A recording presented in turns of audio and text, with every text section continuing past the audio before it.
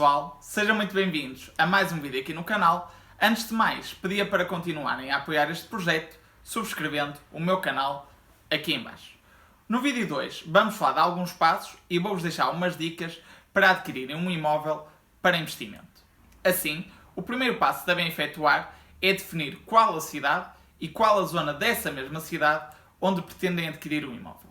Por exemplo, no meu caso pessoal, sou de Braga e é uma cidade, por eu já viver nela há muitos anos, já conheço bem e, portanto, sei facilmente dizer-vos onde há mais procura por arrendamento. Por isso, é muito importante, no vosso caso pessoal, vocês partirem para este investimento numa cidade, num local que já conheçam bem e onde saibam quais as melhores zonas para arrendamento. Porque no final do dia, o objetivo deste vosso investimento é arrendar um imóvel. Portanto, é muito importante o conhecimento do mercado. Após definirem a cidade e a zona na qual pretendem adquirir um imóvel, deverão então partir em busca do imóvel que, na vossa opinião, apresente melhor relação preço-qualidade. Para vos ajudar nessa tarefa, existem um conjunto de motores de busca online, como por exemplo o Idealista, o Imóvel Virtual e também os sites de imobiliárias, que vos vão ajudar bastante nessa tarefa. Um terceiro passo bastante importante é verificarem qual o valor médio do arrendamento na zona onde pretendem adquirir para o tipo de imóvel que pretendem adquirir. Isto é bastante importante para apurarem a yield implícita do imóvel. O que é isto da yield? Basicamente a yield consiste em pegar no valor da renda mensal, multiplicar esse valor da renda bruta mensal por 12 meses e dividir esse valor total pelo valor da aquisição do imóvel. Por exemplo, no meu caso pessoal, eu considero que a yield mínima exigível para um investimento desta natureza é de 6%. Portanto, por menos de 6%, eu não avanço para um investimento. Depois de finalmente terem feito toda uma pesquisa de mercado e terem encontrado o vosso imóvel, devem também ter em consideração um conjunto de passos bastante importantes antes de avançar para a aquisição. Em primeiro lugar, devem solicitar toda a documentação do imóvel, sendo que aqui relevo particularmente a importância de obterem a certidão predial do imóvel. Isto porquê? Porque nesta certidão encontram-se registados todos os eventuais ónus, encargos e hipotecas e penhoras que estejam sobre o imóvel. Portanto, é muito importante verificarem isto para que no final garantam que no momento da transmissão do imóvel ele vos seja transmitido livre de ónus e encargos. Este é um ponto bastante importante. Devem sempre garantir que ele vos é transmitido livre de ónus e encargos e que as hipotecas, se existirem, são canceladas no momento ou antes do momento da escritura. Um segundo passo bastante importante também é verificarem um conjunto de custos que são aplicáveis ao imóvel, como por exemplo os custos com IMI, condomínio, entre outros, e devem verificar se no caso do IMI e do condomínio não existe qualquer dívida de nenhum destes montantes. Finalmente, um terceiro passo bastante importante é verificarem quais os custos que irão incorrer no momento da aquisição do imóvel. Sobre este tema, não percam já de seguida a análise na minha tela a uma simulação destes custos. Partindo então para a análise dos custos existentes no momento da aquisição de um imóvel, genericamente trago-vos aqui duas situações possíveis. Uma primeira situação em que o imóvel é adquirido com recurso exclusivo a capitais próprios e uma segunda situação em que o imóvel é adquirido com recurso a financiamento bancário. Em ambas as situações que vos trago aqui, assumi que o valor de escritura do imóvel, ou seja, o valor da aquisição do imóvel, será semelhante, sendo de 115 mil euros. Começando então aqui pela situação 1, genericamente, podemos verificar que são aplicáveis três tipos de custos. Em primeiro lugar, o custo com IMT, que é o Imposto Municipal sobre as transmissões onerosas de imóveis, o Imposto de Selo e também o custo com a escritura da casa. Começando então aqui pelo IMT, queria só chamar a vossa atenção para alguns pontos que eu considero bastante importantes.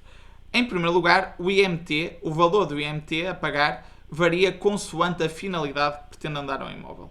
Ou seja, se pretendem um imóvel para habitação própria e permanente, ser-lhe-á aplicável uma determinada tabela, mas, por exemplo, se vocês pretenderem um imóvel para segunda habitação ou para investimento, que será este o caso, será aplicável outra tabela que eu tenho aqui à direita no fecheiro Excel. Deste modo, nesta situação, como pretendemos um imóvel para investimento, para arrendamento, irei aplicar então a tabela que tenho aqui ao meu lado. Neste caso, para efetuar o cálculo, em primeiro lugar devemos verificar em que escalão se encontra o valor do imóvel, sendo que neste caso em específico encontrar-se-á no segundo escalão, e em segundo lugar devemos verificar qual é que será a taxa aplicável a esse valor. Portanto, como podemos ver aqui na fórmula, eu estou a multiplicar ao valor da aquisição os 2%, mas além disso estou a descontar um valor de cerca de 924 euros, que é esta parcela a bater que se encontra aqui na tabela das finanças. Relativamente ao imposto de selo, aqui aplica-se a taxa sobre a transmissão de imóveis, que é de 0,8%, sendo que, como podem verificar aqui na forma, eu estou a aplicar esses 0,8% ao valor da escritura do imóvel.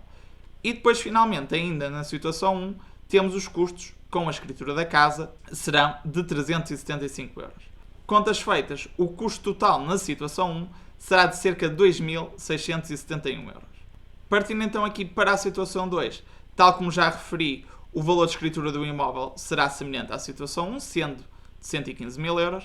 Partindo então aqui para o IMT, o cálculo do IMT será semelhante, ou seja, como podem verificar, o valor será igual. Depois, mais uma vez, será aplicável imposto de selo sobre a transação do imóvel, sendo que será aplicável os 0,8% sobre os 115 mil euros. Mas aqui há uma novidade face à situação 1 e que tem a ver com o seguinte.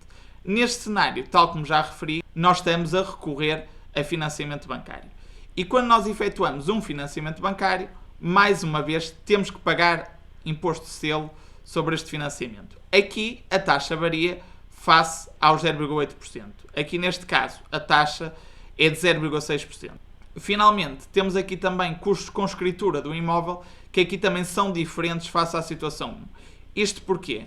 Porque na situação 1 estaríamos apenas a fazer um registro, ou seja, o registro da aquisição do imóvel, mas aqui, para além do registro da aquisição do imóvel, também estamos a fazer o registro de uma hipoteca, porque estamos a efetuar um empréstimo bancário. Portanto, isso explica a diferença face ao cenário 1 nesta questão da escritura. Contas feitas, no caso do cenário 2, da situação 2, teremos aqui um custo de cerca de 3.686 euros. Um outro ponto que também gostaria de trazer aqui à vossa reflexão é que pode ser bastante vantajoso adquirir um imóvel para investimento recorrendo essencialmente a financiamento bancário. Isto porquê? Porque atualmente vivemos num tempo de taxas de juros significativamente baixas e, portanto, é muito provável que o valor líquido que vocês recebam da renda do imóvel seja superior à prestação mensal que têm de pagar no âmbito do empréstimo. Sobre este tema, não percam já de seguida uma simulação na minha tela, onde vos demonstro que podem ganhar dinheiro e investir num imóvel recorrendo essencialmente a financiamento bancário. Não percam já de seguida.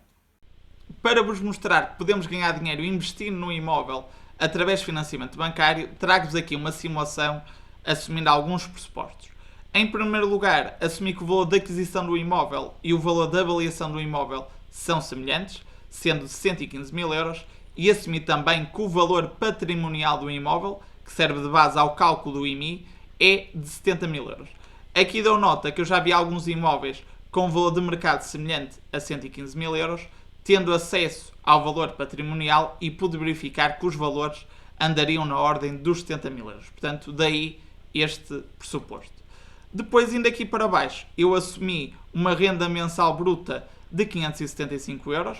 Porquê? Porque assumi que a yield anual deste imóvel será de 6%. Ou seja, se forem aqui à forma, veem que eu multipliquei o valor de aquisição do imóvel por 6% e dividi por 12. Porquê? Para chegar a um valor mensal de renda bruta. Depois, relativamente ao IMI, aqui eu assumi o seguinte pressuposto. Assumi a taxa aplicável ao meu concelho, que é o Concelho de Braga, no qual eu habito, e que aplica neste momento uma taxa de 0,34%. No entanto, para efetuar estes cálculos, aconselho a verificarem qual a taxa de IMI no vosso concelho. Na descrição deste vídeo eu vou deixar um link para as tabelas das finanças, onde podem verificar qual a taxa de IMI aplicável no vosso concelho. Aqui neste caso, com base nesta taxa, eu apurei um valor de IMI mensal, ou seja, eu, aos 0,34% do meu concelho, multipliquei essa taxa pelo valor patrimonial das finanças, que serve de base ao cálculo do IMI, e dividi este valor por 12 para chegar a um valor mensal. Depois, assumi que o valor do condomínio mensalmente será de 30 euros. Mais uma vez, este valor eu considerei de acordo com a experiência que já tenho a ver e a analisar alguns imóveis. Com base nisto, eu cheguei ao valor sujeito a imposto predial. Aqui queria deixar uma nota. Ao valor das rendas que nós recebemos mensalmente, aplica-se uma taxa de 28% que corresponde ao imposto predial.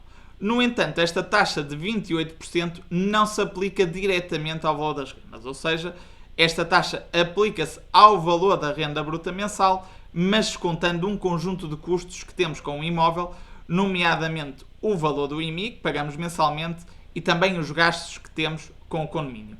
Contas feitas, neste caso, o valor sujeito em imposto predial seria não de 575 euros, mas de 525, o que faz sempre alguma diferença.